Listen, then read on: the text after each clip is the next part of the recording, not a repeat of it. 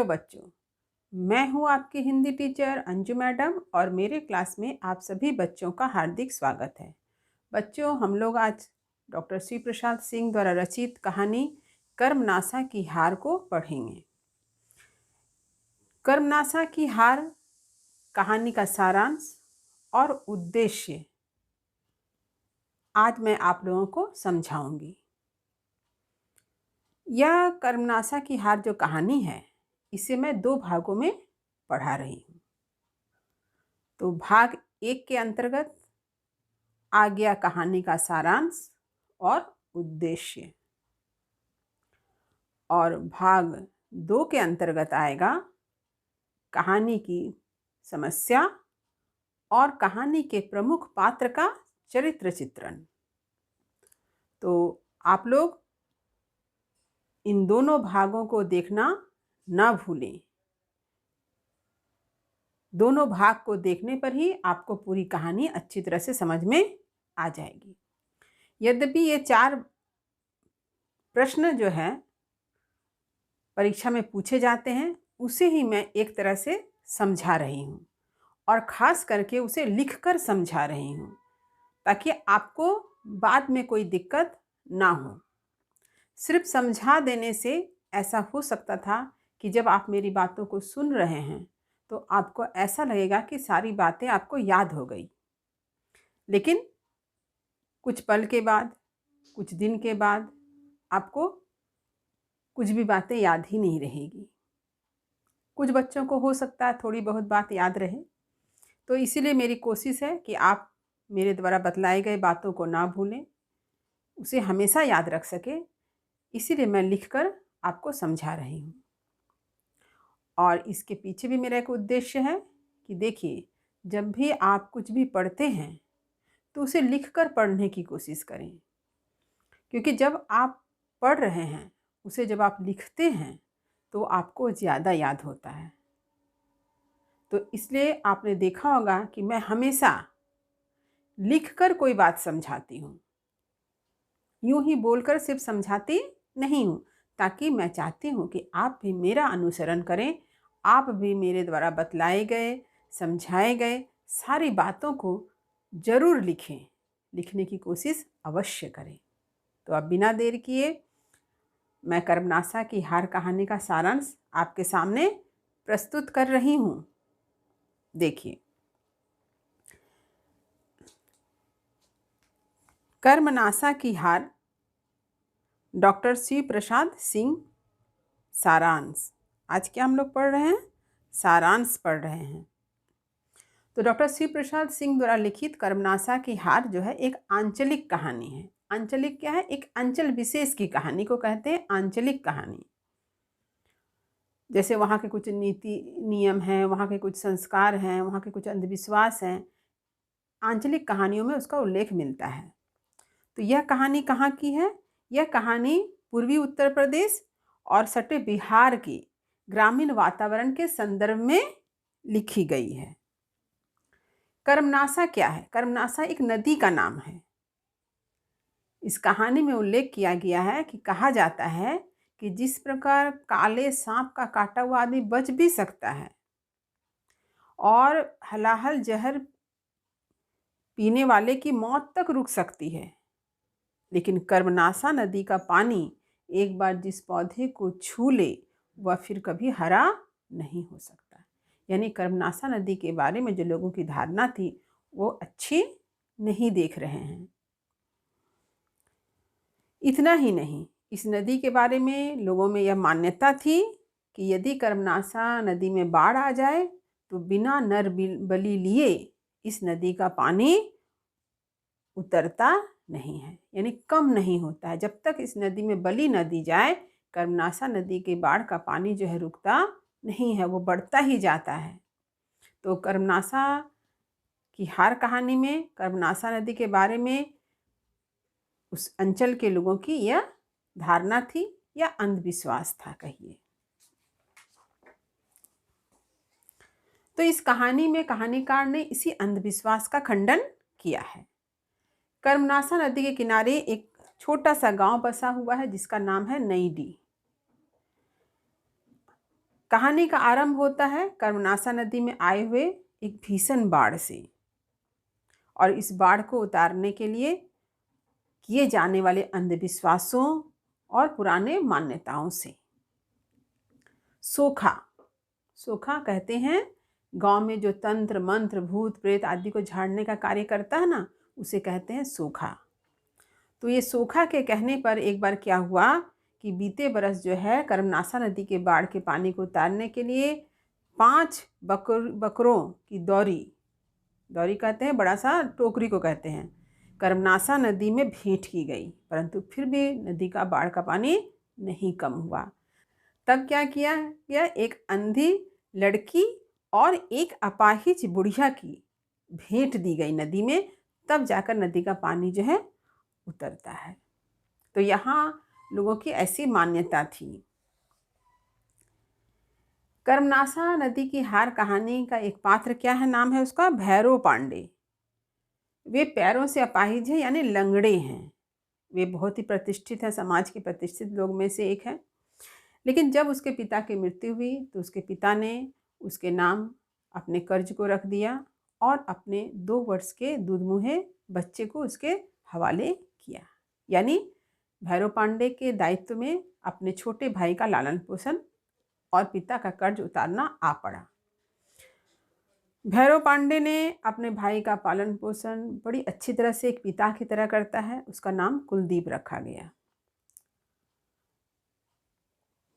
कुलदीप 16 वर्ष का लड़का जब हो जाता है तो उसका प्रेम जो है फूलमती नाम की एक लड़की से होता है, जो एक मल्लाह की बेटी है और बाल विधवा भी है।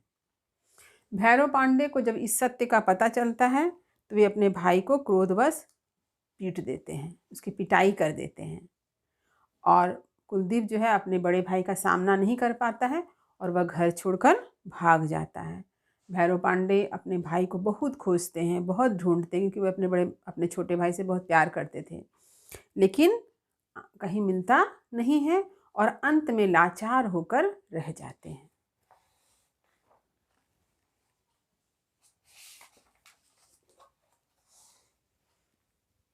कुलदीप के गांव छोड़कर चले जाने के दूसरे वर्ष ही पुनः कर्मनासा नदी में बाढ़ आती है। मान्यता के अनुसार से फिर से क्या करना है, नरबलि देना है ना। तो अब किसकी बलि दी जाए? तो सब लोग को पता चलता है कि बाल विधवा फूलमती को एक बच्चा यानी एक लड़का पैदा हुआ है। गांव के लोग अब यह निर्णय लेते हैं कि फूलमती और उसके अबोध बच्चे की ही बलि दी जाए और कर्मनासा नदी के बाढ़ को शांत किया जाए। फूलमती ने जिस बच्चे यानी जिस लड़के को जन्म दिया था वो यद्यपि कुलदीप का बेटा है, इस सत्य को भैरव पांडे जानता है। उसके मन में अपने संस्कार बसे हुए हैं, वो प्रतिष्ठित परिवार का है, इसीलिए वह फूलमती को स्वीकार करने में संकोच कर रहा था। लेकिन उसके मन में तरह तरह के सवाल उठते हैं, तरह तरह के प्रश्न उठते हैं, और अंत में यह निर्णय लेता है कि वह फूलमती की रक्षा करेगा, उसके बच्चे की रक्षा करेगा। और वह क्या करता है, उस जगह पहुंच जाता है जहां पर गांव के मुखिया के नेतृत्व में गांव के लोग फूलमती और उसके बच्चे को नदी की बाढ़ में फेंकने की तैयारी कर रहे थे। भैरव पांडे वहां पहुंचकर फूलमती के बच्चे को अपनी गोद में ले लेता है और घोषणा करता है कि यह बच्चा उसके भाई कुलदीप का है। तब गांव का मुखिया का कहना है कि जिन लोगों ने पाप किया है उसे दंड भोगना ही पड़ेगा। तो भैरव पांडे इसका जवाब देता है कि अगर मैं सब लोगों के पाप को गिनवाना शुरू कर दूं तो पूरे गांव को ही कर्मनासा की गोद में जाना पड़ेगा, कर्मनासा में डूबना पड़ेगा। सब लोग चुप हो जाते हैं और भैरव पांडे यह भी कहता है कि कर्मनासा नदी की बाढ़ जो है एक अबला और एक दूधमुहे बच्चे की बलि देने से नहीं रुकेगी, बल्कि परिश्रम करके कर्मनासा नदी पर बांध बनाने का कार्य करना होगा, तभी जो है कर्मनासा नदी की बाढ़ को रोका जा सकता है। तो जो कर्मनासा हर बार नरबलि लेती थी वह इस बार हार जाती है और कहानी यहीं समाप्त होती है। तो ये था कहानी का सारांश। उम्मीद करती हूँ कहानी का सारांश आपको समझ में आ गया होगा। कहानी के सारांश के बाद अब कहानी के उद्देश्य की बारी है। तो चलिए कहानी के उद्देश्य को भी मैं पढ़कर सुनाती हूँ। और आपको समझाते भी जाती हूँ ताकि आपको पूरी बात जो है अच्छी तरह से समझ में आ जाए। देखिए, डॉक्टर शिव प्रसाद सिंह ने कर्मनासा की हार कहानी में पूर्वी उत्तर प्रदेश और उसके सटे बिहार के ग्रामीण परिवेश को दर्शाया है। और लेखक ने क्या किया है, यहाँ की रूढ़ियों, अंधविश्वासों को उजागर किया है। प्रत्येक कहानी की तरह कर्मनासा की हार कहानी का भी एक अपना उद्देश्य है, क्योंकि प्रत्येक सफल रचना का एक अपना उद्देश्य होता है। आज़ादी यानी स्वतंत्रता के बाद भी आज भी भारतवर्ष के विभिन्न क्षेत्रों में क्या व्याप्त है, अशिक्षा व्याप्त है। शिक्षा का अभाव देखने को मिलता है और इसी कारण वहाँ के लोगों में क्या देखते हैं, अंधविश्वास देखते हैं, रूढ़ियाँ देखते हैं, तरह तरह की कुरीतियाँ देखने को मिलती है। कहानीकार ने नई डी के लोगों के मन में जो अंधविश्वास कर्मनासा नदी को लेकर है कि यह नदी नरबली को लेकर ही बाढ़ की पानी को उतारती है, इसका उल्लेख किया है।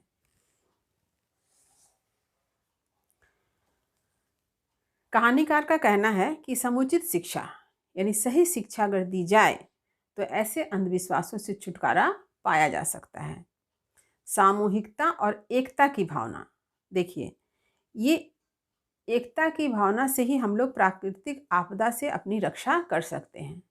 यानी अपने आप की रक्षा करने के लिए हमें एकजुट होना अत्यंत आवश्यक है और यह तभी संभव है जब हम सही मायने में शिक्षित होंगे, शिक्षा के महत्व को समझेंगे। इसी बात को कहानीकार ने इस कहानी के माध्यम से प्रस्तुत किया है। भैरव पांडे का भी कहना है कि कर्मनासा नदी की बाढ़ को जो है एक बच्चे की बलि या नर बलि के देकर नहीं रोका जा सकता है, बल्कि हमें चाहिए कि हम सब मिलजुल करके इस नदी में बांध बनाएं और ऐसे बाढ़ जैसी आपदा से अपनी रक्षा कर सकें। यह कहानी इसके साथ साथ मानवतावादी दृष्टिकोण की भी स्थापना करता है। अंधविश्वासों और कुरीतियों का तो विशेष रूप से खंडन किया गया है।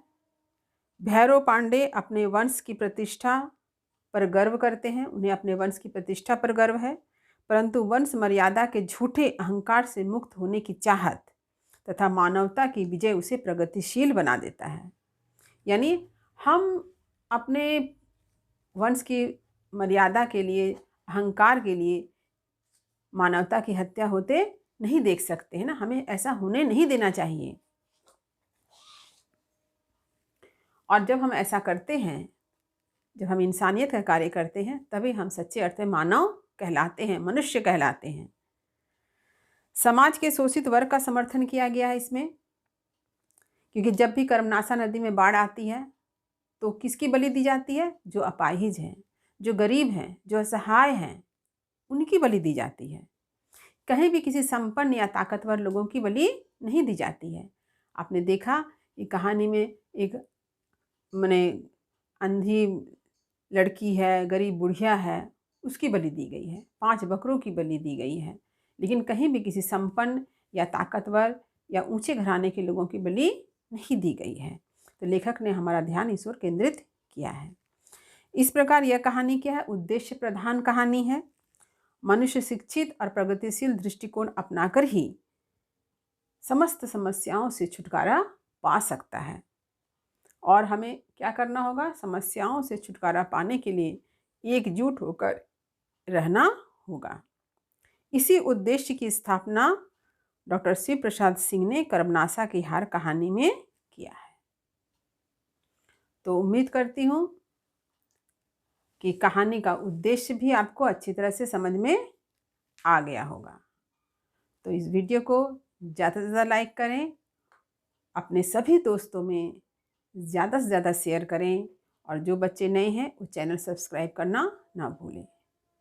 तो मिलते हैं अगले वीडियो में कर्मनासा की हार भाग 2 के अंतर्गत, जहां मैं कर्मनासा की हार कहानी में जिन समस्याओं का उल्लेख किया गया है उसकी चर्चा करूंगी और कहानी के प्रमुख पात्र का चरित्र चित्रण भी आप लोगों को समझाऊंगी। तब तक पढ़ते रहिए, जीवन में आगे बढ़ते रहिए।